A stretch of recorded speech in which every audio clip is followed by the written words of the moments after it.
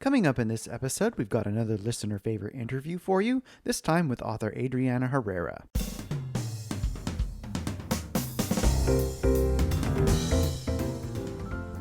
Welcome to episode 265 of the Big Gay Fiction Podcast, the show for avid readers and passionate fans of gay romance fiction. I'm Jeff Adams, and with me, as always, is my co-host and husband, Will Knaus. Hello, everyone. This episode of the podcast is brought to you in part by our remarkable community on Patreon. For more information on all the bonus content we offer, check out patreon.com/biggayfictionpodcast. Hello, Rainbow Romance readers. Welcome back. Another week, another show. Only this time, we've got cause for celebration. That's right. It is our 5th anniversary. Who would have thought that we would be 5 years in, 265 episodes, and actually more than that if you count all the bonuses. We're actually closer to 300 than that. From a little show that we just started because we wanted to talk about romance books. Yeah, I'm at the weird point in my life, my autumnal years, where where it seems like it was just yesterday, but on the other hand, it's like a million billion years. Yeah, but not too surprisingly, I'm happy we've made it this far. Yeah, we really have. And thank you to everybody who has listened from the beginning. We know there's a lot of you. Thank you to everybody who's come along for the ride in the years. Some of you have been brave and even started within the last few months and have actually gone backwards and binged your way through everything. Thank you for putting up with everything that we used to do back in the day when we were still figuring out exactly what we're doing. Thank you to all of our patrons who help pay the bills and keep things like transcripts going. And thanks to some of the people who've given us shout outs over time too. You know, I don't think we ever would have imagined when we started out that we'd get shout outs from Oprah Magazine, from BuzzFeed, from Book Riot, from all that. It's really been an incredible journey, and I look forward to seeing what comes next. Here's to another 5. At least, yes. You've heard some new stuff in the opening minutes of the podcast, and let's tell you a little bit about that. We are thrilled that we now have original music courtesy of fellow MM author Daryl Banner. When we had him on the show back in June, we talked a little bit about his composing life. He's composed for video games. He's composed for some other podcasts. And I was interested to learn a little bit more about his score. So I kind of dug into the stuff that he's got on Bandcamp and was like, wow, he could do something maybe for us. And we got in touch with him a few months ago and he said, sure. And so he created the brand new song for us that you heard at the beginning of the show, and you'll hear more of it at the end of the show. Thank you so much, Daryl, for giving us our awesome new theme song. And if you want to learn even more about Daryl's composing, because we only touched on that a little bit in the interview that we did with him, you can check out his recent appearance on the Composer Chronicles podcast, which also happens to be another show that he wrote the theme music for. And I want to give a quick shout out to Kurt Graves as well. You noticed that we took over doing kind of the intro to the show. We loved having Kurt be our voice of the show for about a year, and also passing on thanks on our anniversary to Derek McLean and to Clint Rebick for being the voice of the show over these first 5 years. So many things changing up here as we cross our 5-year milestone. And one more quick piece of housekeeping news. We are going to be changing up the format of the show just a little bit. We're still going to have brand new episodes every single Monday, but moving forward, any additional content will be coming your way on Thursdays. So this new change is really more about helping us on the back end. For you, our valued listeners, we're still going to be delivering the same content that you've grown to love and appreciate, hopefully, over the last 5 years. We're still going to be doing author interviews. We're going to still be reviewing books. Just in the future, the episodes are going to be a little bit shorter and a little bit more focused. I think focused is a great way to look at that because it'll be interviews always on Mondays and then book reviews or book club or whatever else it's going to be on certain Thursdays. So you'll always have a show on Monday, and in that show, we will let you know if there's going to be a show on Thursday, so you'll know exactly what to expect. And it's an experiment. If we don't like it, you know what? We can change it up again. But going forward, I think it'll be nice to have some bite-sized episodes for all of you as well. We'll kick off this new format next week. Yeah, and you just happened to mention the book club episodes, so I think we'll take this moment to proudly announce that the book club pick for the month of November is going to be The Christmas Deal by Keira Andrews. You know us. We love, love, love, love, love. I'll say it again. We love our holiday reads here on this show. And so, of course, we're going to take an opportunity to get maximum holiday reading in by doing book club with a Christmas book. And boy, did I just love this one to pieces. It was so good. As usual, you have picked an awesome book.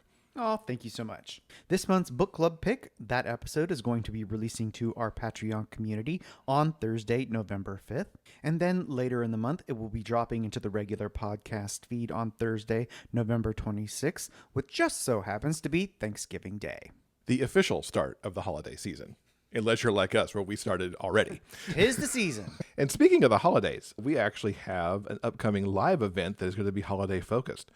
On Wednesday, November 18th, we're going to have the second Big Gay Fiction live episode. This time out, it is going to be Holiday Storytime, featuring some of your favorite narrators. We've got Sean Crisden, Kurt Graves, Joel Leslie, and Nick J. Russo lined up, and they're going to be doing some readings to help get you into the holiday spirit, and we'll do some Q&A with them as well. It's going to be live on the Big Gay Fiction Podcast Facebook page starting at 7 p.m. Eastern, 4 p.m. Pacific. And again, it's Wednesday, November 18th. We've got a Facebook event set up so you can signify that you're interested or that you're going. And so you'll get all the updates on the event as we get closer to it. And we really hope that you will join us there and have a little holiday fun right before Thanksgiving. Yeah, I am so glad that we are doing this. I love these four narrators. They're all amazing. So very talented, and it happens to be another excuse just to get together and have some holiday fun. Because boy, after 2020, I'm looking forward to having a little bit of fun. Yeah, I'll take all the Christmas I can get at this moment. Now, it is our 5th anniversary, as we mentioned, and I love going back and looking at what our top episodes have been. And so I have put together a list of our top 15 episodes over the last 5 years. And this particular list includes not only our podcast download statistics, but what people are also watching on YouTube. So here we go. Number 15 is Katie Edwards from episode number 223, when we had him here talking about his latest series. Number 14, and I love there is some young adult representation in this list, Lee Wind talked to us about his book, Queer as a $5 Bill, in episode 194, so he's number 14 on the list. Now, number 13 is our GRL discussion that we had last year about romantic suspense, when we had Gregory Ash, Layla Rain, and L.A. Witt join us. That was in episode 217. Number 12, we immediately get another visit from Gregory Ash for episode 172. Roan Parrish's appearance in episode 196 is at number 11. And as we cross into the top 10, we start with Max Walker's appearance when he was here in episode 213. Now, starting with number 9, I'm going to start repeating a singular name many more times as we creep closer to number 1. Number 9 is our 2018 GRL bonus episode with TJ Klune when he was talking about his first self-published book, which was Bones Beneath My Skin. Number 8 is another that we did at GRL, this time a 2019 bonus episode where we had Charlie David talking to us about the gay romance documentary that he was actually shooting at that year's convention. Number 7 are contributors Jay and Lisa, one of their appearances on the show, specifically this time out, the best of 2019 that we had in episode 221. So glad to see those two on the list because they've been contributing with us for quite some time now. We always like having them on the show. Number 6, the Impreg panel that we did from GRL last year. It was episode 215 with Nora Phoenix, Sylvia Violet, Victoria Sue, Susie Hawk, and a special appearance from Charlie David in that one. Number 5 is a bonus episode that we did with the stars of the rom-com Analysis Paralysis. We had Jason Gaffney and Kevin Held joining us in that episode. Okay, here we go. Top 4, TJ Klune from this year's appearance at episode 232 when he was talking about House in the Cerulean Sea and the Extraordinaries. Then number 3 is TJ's appearance from episode 55 when he was talking about Murmuration. Number 2, we take a little TJ break here. Number 2 is Casey McQuiston from episode 187 when she was talking to us about Red, White, and Royal Blue. And number 1 is TJ with Kurt Graves talking about Ravensong from episode 147. That was a whole lot of names of some really amazing people. Even I'm a little surprised and maybe stunned that they've chosen to talk to little old us. But also, there were a lot of numbers in that list that you just gave us. So, Jeff, please tell us if our listeners are interested in learning more about our top 15 episodes from the last 5 years, where can they go? BigGayFictionPodcast.com. I will have specific links to these episodes in the show notes so that you can find them super duper easy. Thank you to everyone who appeared on that list, as well as all the other guests that have appeared on the show in the last 5 years. We're grateful for your time and your expertise and your talent. We couldn't do this show without you. Yeah, absolutely. I am stunned every time I go look at the page of guests that we've had on the show, which I have to update every Monday, so I look at it a lot, that we've had such amazing people on this show across these episodes. It's really wonderful. And every now and then I'm like, wow, we talked to awesome, awesome people here. And just look at this list. So yeah, thank you all who have been on the show. And we look forward to welcoming so many more people as we roll forward. So as we shift into the book review for this week, so delighted that Adriana Herrera is releasing American Christmas this week. It kind of really kicked off my holiday reading. And I was so very happy that she also got nominated for a listener favorite episode, and we could kind of bring these two things together. Because as you'll hear in the interview, she was telling us all about the Dreamer series, and now to kind of bring it all back full circle as American Christmas really closes out the series. It's just a wonderful combination in my view. So this particular book, I just adored it. It's a really so very sweet novella. The Dreamer series, since it came out in March of 2019, I mean, we've met such wonderful, such really... These characters are so real, and each one of them finding their happy ever after in each of the books has been so wonderful. And for the holidays, Adriana is bringing us a wonderful finale to the series with American Christmas as we finally get to complete the story of Ari and Yen. Now, we met these two when Nesto hired them to work on his food truck back in American Dreamer, and they've been a constant presence in the series ever since. We've seen their romance start to blossom. We've seen each of them kind of find their place within this amazing circle of friends. And we've also learned the circumstances that managed to bring them both into Ithaca, where the majority of the Dreamers books has taken place. Now it's Christmas time, and Ari and Yen are preparing for their next big chapter as they prepare to leave their support system in Ithaca and move to Syracuse for college. Ari is headed to law school, and Yen is going to be starting a nursing program. Now, they're understandably nervous about what this big change will mean to them, but they're also super excited, and part of that is planning a big Christmas. Now, Adriana really takes a classic holiday story device and makes it her own here with some beautiful Dreamers accents. You see, what's happened is that Ari and Yen promised to spend only $100 on each other because they're supposed to be minding their finances ahead of this move and leaving their jobs and going to school. Now, you know how this works, right? When you promise you're only going to spend X amount, and then you really, really go overboard. They, in fact, both went above and beyond, and unfortunately, what they ended up doing was spending a lot of money on gifts that actually ended up and canceled each other out. Because when Ari gave Yen his gift, Yin could no longer take advantage of something that he was doing and back and forth. But you know what? Everything works out fine because they have awesome friends. Of course, as this initially happens, they're both very devastated. But the friends have their backs, and you can be sure that this turns out to be one of the most magical Christmases for these two before they head off to their new adventure. Now, as with all the Dreamer books, Adriana brings us a story of a couple so much in love, and a couple who is looking to create their best lives and going for their dreams. This is not a standalone book, in my personal view. Adriana does give you all the bits and pieces you kind of need to fill in the pieces about Ari and Yen, but I think this book works the best when you have seen their journey through the Dreamers books, because they are there in each and every one. And I'm so glad that this book exists, because I've been a fan of these two from the beginning, and even more so after seeing the big part of their story that's actually in American Love Story, which is book 3 in Patrice's book. Something felt so perfect about their story falling at Christmas time too. It's always felt like Ari and Yen are sort of the little brothers in the best possible way to Nesto, Patrice, and the rest of the gang in Ithaca. And in this case, their found family really came through to make this the best Christmas ever. It's such a wonderful way to wrap up the Dreamer series. I can't overstate how happy I am that these two got their story and really kicked off my holiday season of reading. And I can't wait to listen to the audio. I'm going to have to spring for the audio even though I've read the book, because Sean Crisden's narration in this series has been so perfect. And even though I already read this, I know I need him to read me this particular Christmas story. And in fact, you can pick up Sean's narration of this book and the rest of the Dreamer series at Libro.fm.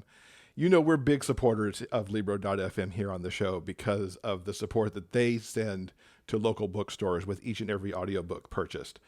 They are running a very special promotion over the course of the next 2 months till the end of the year, that when you buy a 12-month Libro.fm gift membership, they're going to be passing on half of that money to a local bookstore of your choice, meaning that bookstores get $90 for every 12-month gift membership that you're purchasing. And with independent and local bookstores struggling so much in this time coming through the pandemic, this is such a great way to support them. As I said, this offer is only available through December 31st, so you need to act quick to give the gift of audiobooks, whether it's to a friend or, hey, you can gift yourself as well.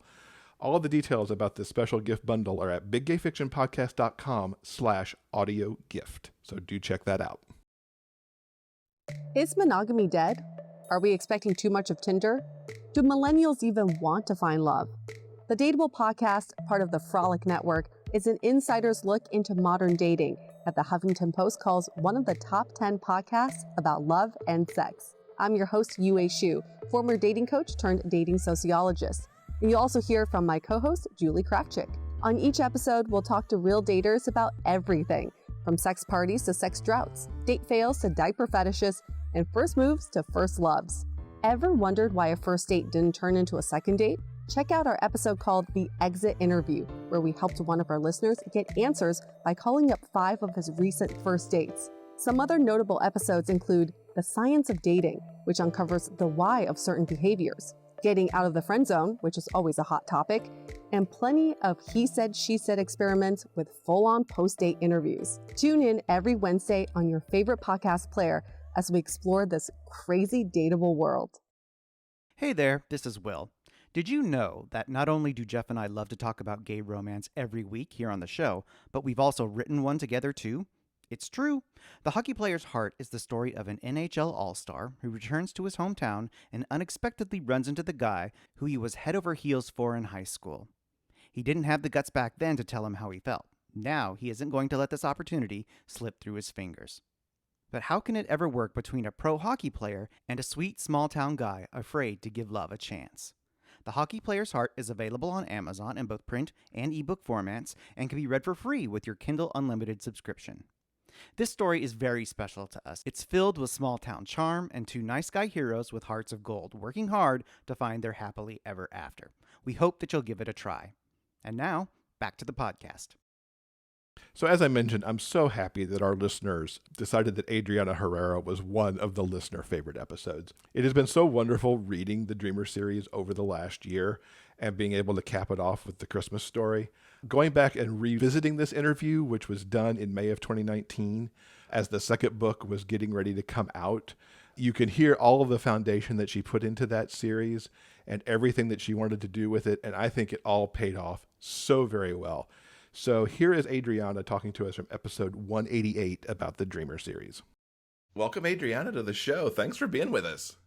Thank you for having me. I've been looking forward to this for weeks. So have we, to be honest, since we read American Dreamer that we loved so much. So a good first question is, what was the inspiration behind the Dreamer series?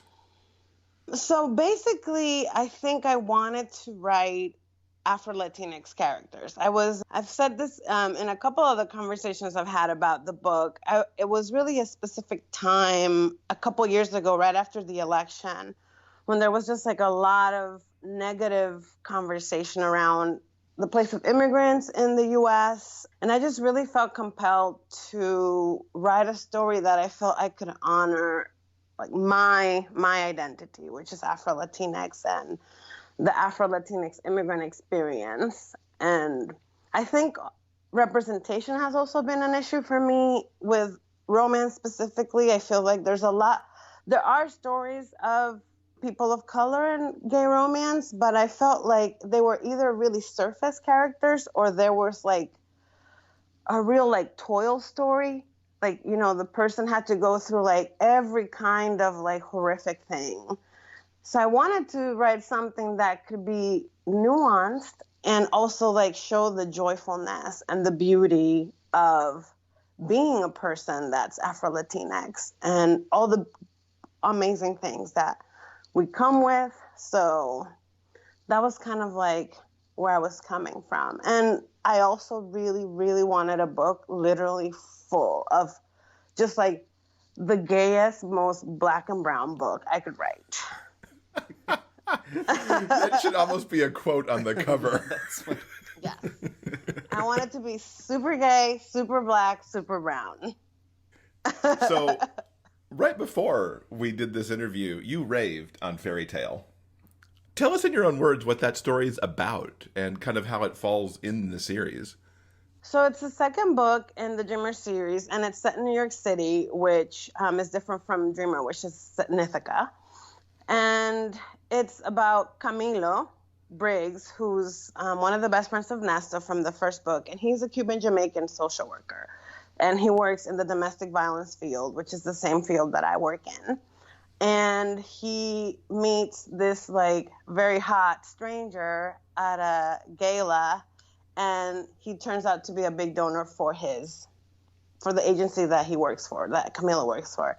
And Tom is an interesting character because he's a billionaire, which we love in our romances, but he's also Dominican and white passing, which is something that I really wanted to explore in a book, what it means to be Latinx, but also like kind of have the privilege of like presenting as a white person and what that means and how hard that is to like navigate.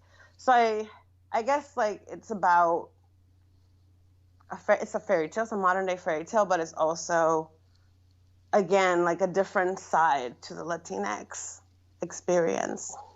And it's sweet and fun and cute and sexy.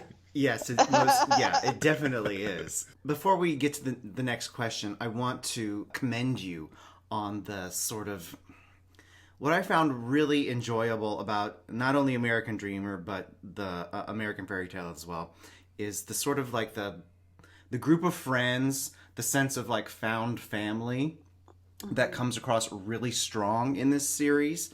I think it's exceptionally well done. And especially in that first book, because like right at the beginning from the get-go, you introduce this, frankly, a really large cast of characters.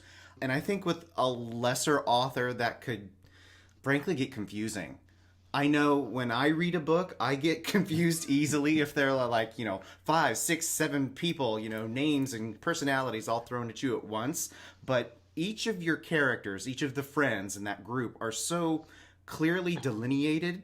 And especially in that first book, in the opening scene, you give us the briefest glimpses of who they are. And we understand, frankly, right away where they kind of fit in the group of friends. And of course they're all wonderful and interesting and funny, and they give each other shit like good friends do. I love this group of guys so much.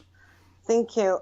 I have to admit, like, they're not my friends, but those 4 guys are very inspired on my like really core group of friends in my early 20s.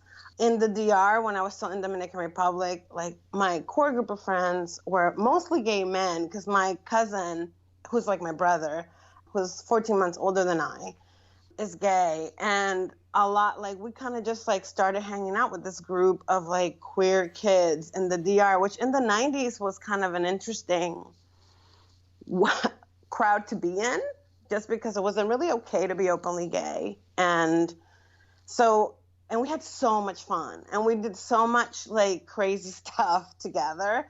And I just kind of really wanted to kind of like write a love letter to those like those friendships and those years. And a lot of them ended up coming to the States at the same time I did in my early 20s. So I think they feel so real because they are like real. These books are getting so much praise. What do you think's resonating with the readers? I think people are more open now, or I think we're always sure that we're open to like reading about those different experiences, but I think there's like a particular appetite now for reading more characters that are bringing with them like a different lived experience.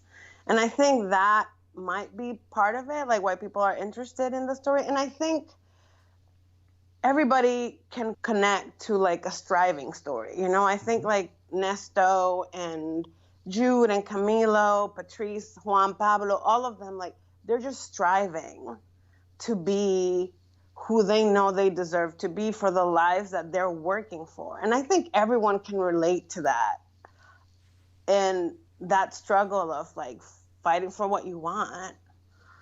Did you also intend to make everybody hungry with American Yes. Dreamer? Yes. Was that part of like your side plot?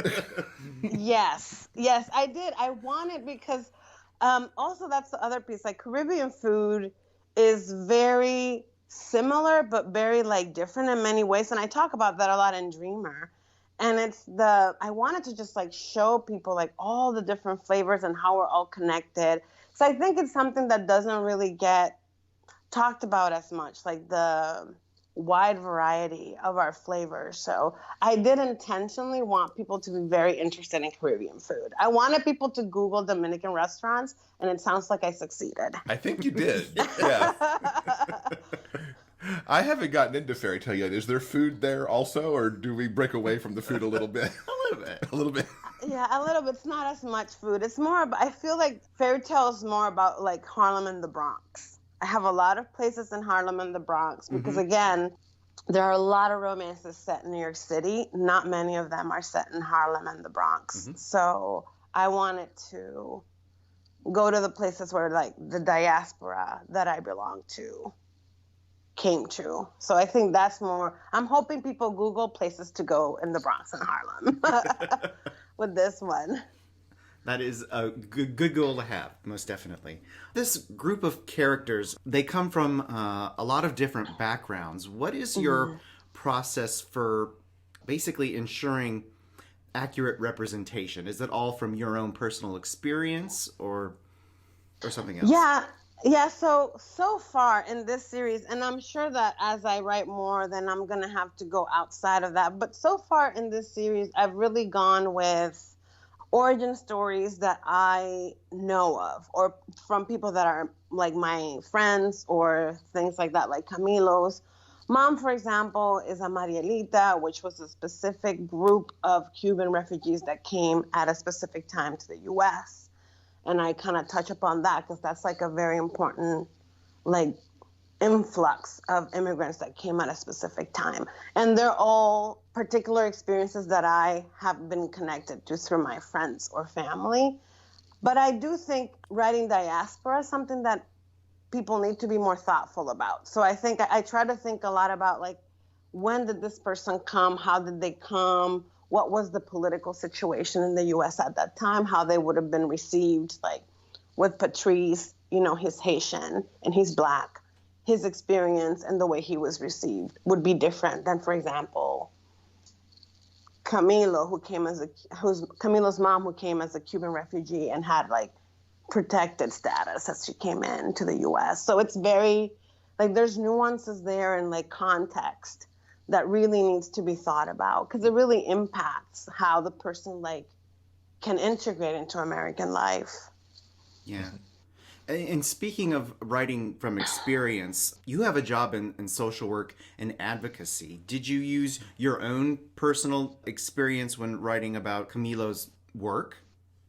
Yes. So Camilo's work and my work, I mean, I really drew from what I do every day to kind of like build Camilo's agency. I mean, kind of like my wish list almost. Like, I wish we could have a guy that just wants to drop $2 million on my agency and tell us, do whatever you want with it. So I think it was like my fantasy of what it would be like to be in an agency that is just being well funded and like resources are just there to do the work. So I think it's like my own fairy tale of what it would be like to work and just have a millionaire just drop money on us. But yes, it's very, very connected to my own work and kind of like my philosophy around the domestic violence field and how the work should go. Mm-hmm. I like how you set really the books in our extremely modern times too. And I think in American Dreamer, as Nesto faces the discrimination of the who I like to call the evil woman, Yes. and how even he deals with it, because I think that it tells a story that not everybody necessarily thinks about all the time.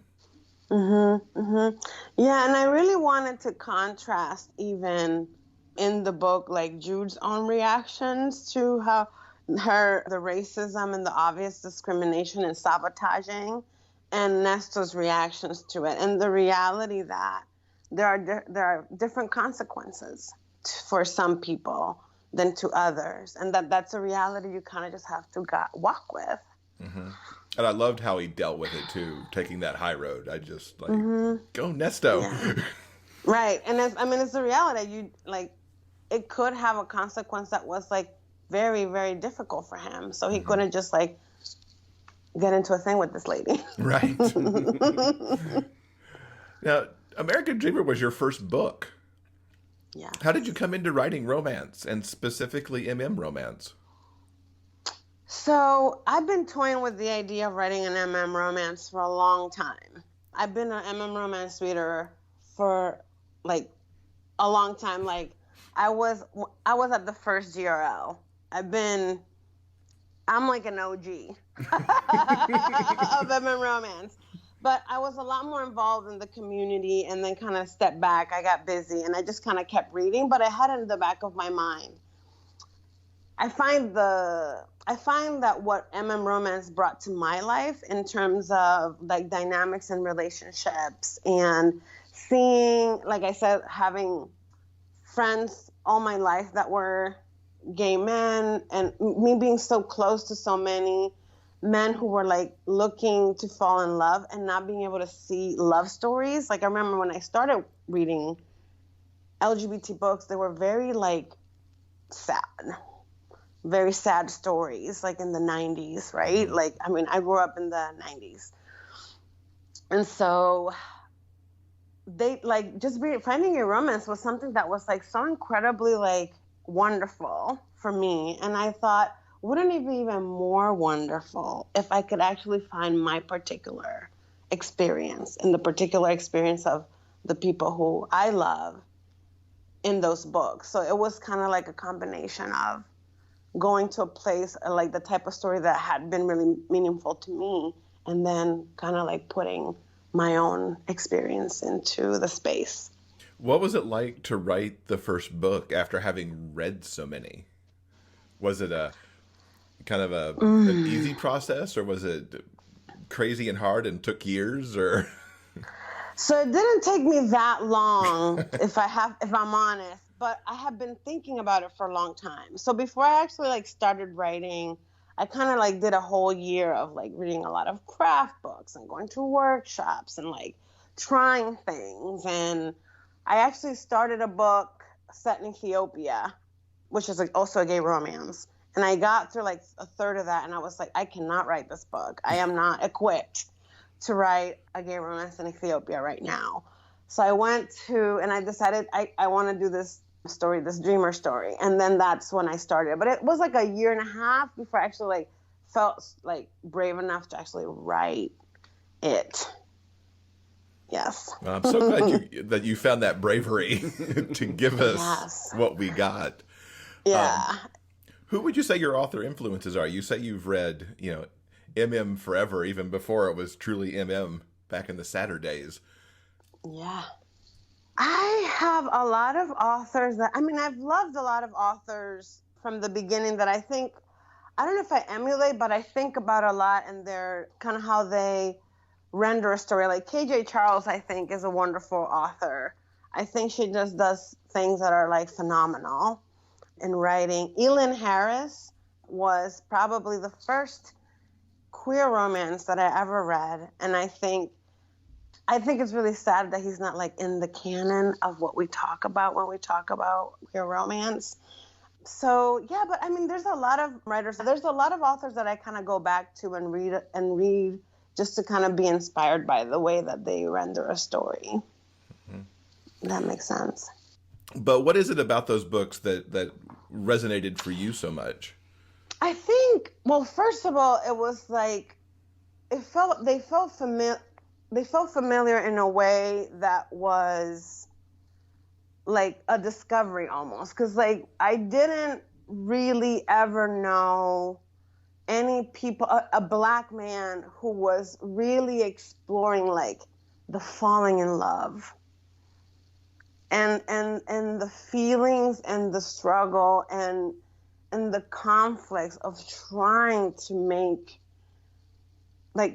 yourself happy and to find the love that you have, like to keep the love that you've discovered, right? So I think his books, I thought, were just so beautifully written and so tender and so heartbreaking. It was just wonderful. Like, I think being raised in Dominican Republic where there's like toxic masculinity on steroids, like the tenderness of his books really was something that I hadn't like read before.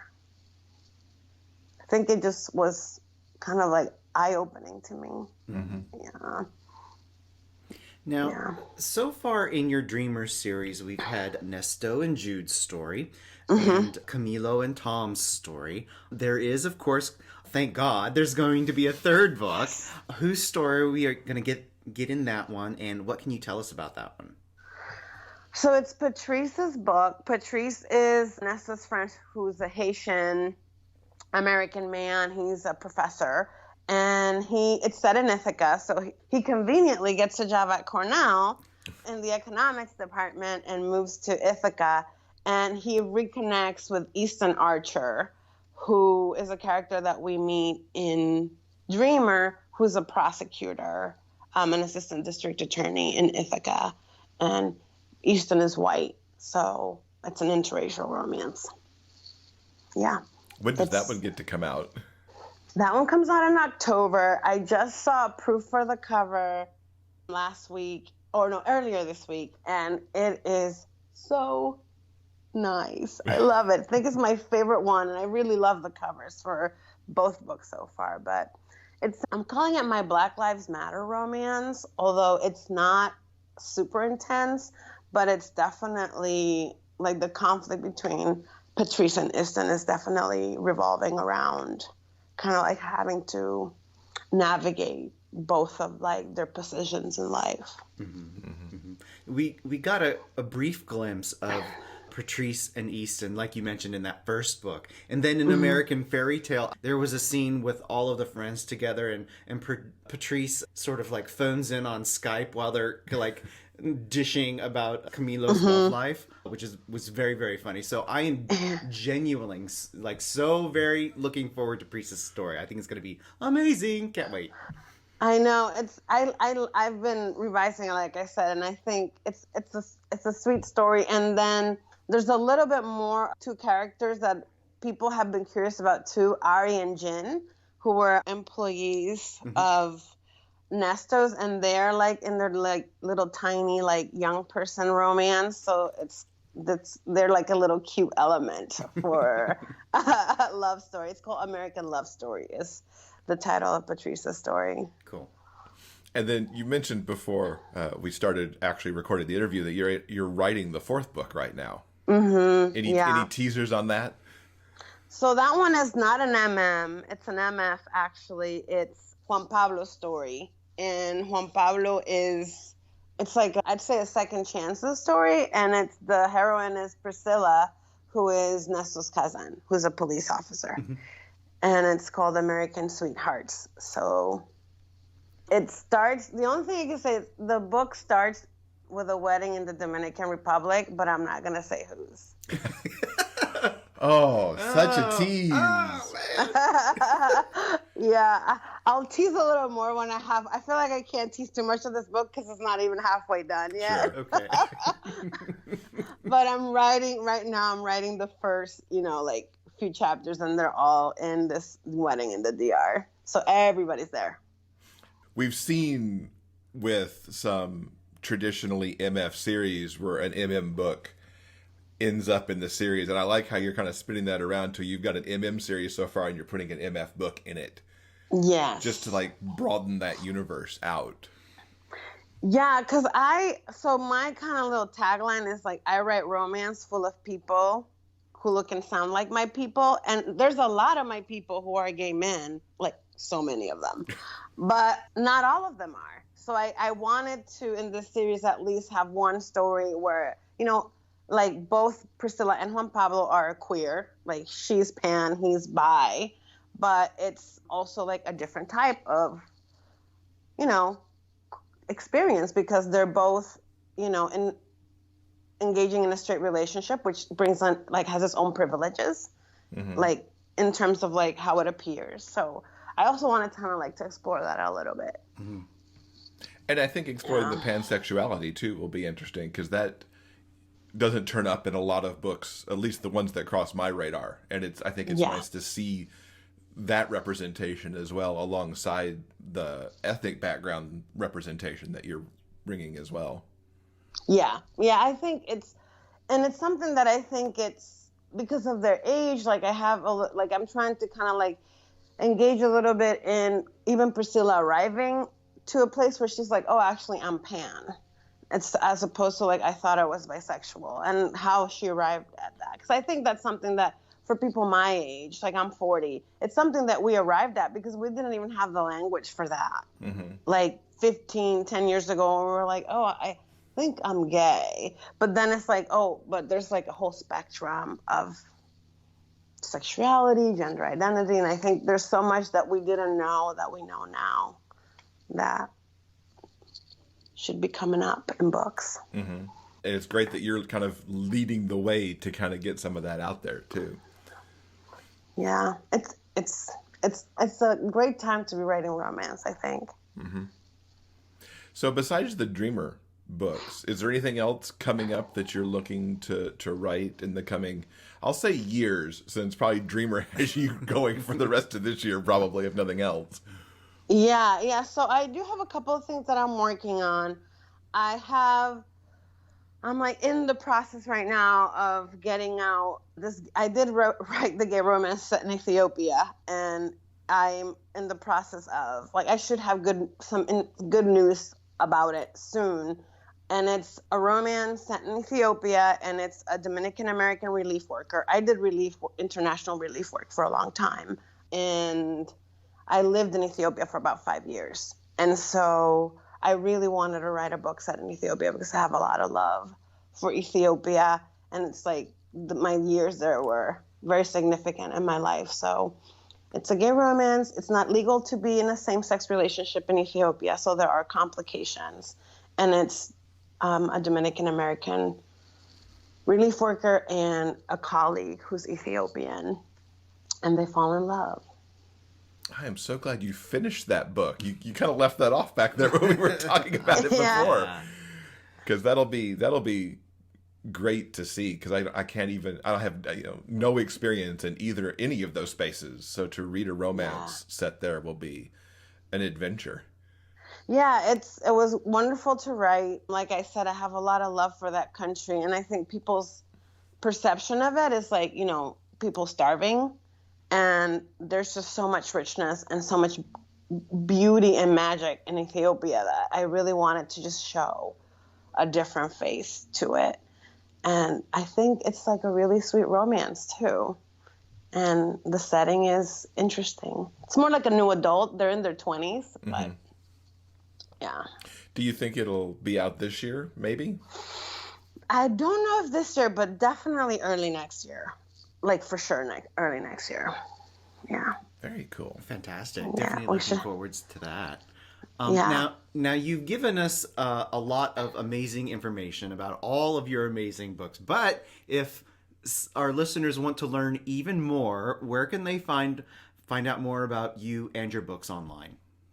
So they can go to my website, is adrianaherreraromance.com. I'm pretty active on Twitter. And my handle is La Adriana Herrera.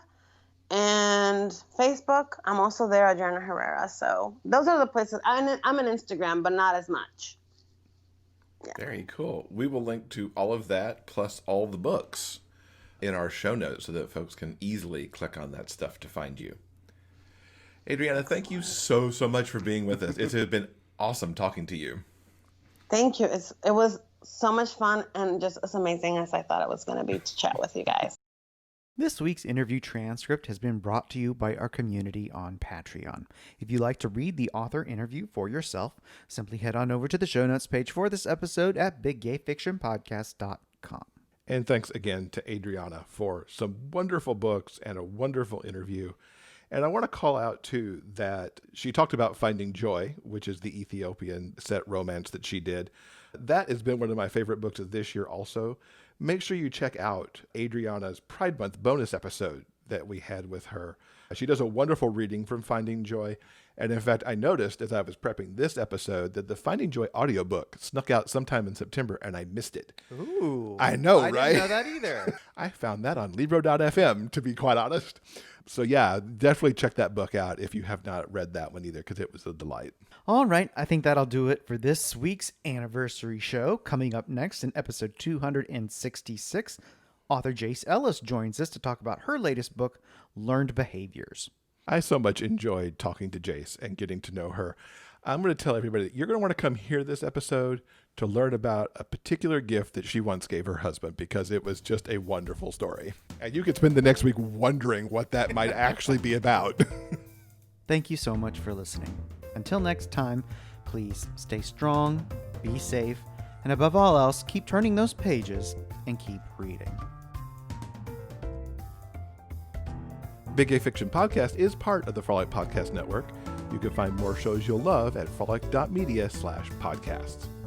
Big Gay Fiction Podcast original music is by Daryl Banner.